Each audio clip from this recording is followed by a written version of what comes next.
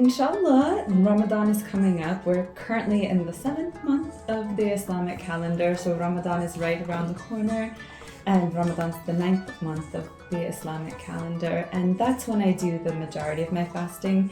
Some people do fast throughout the year.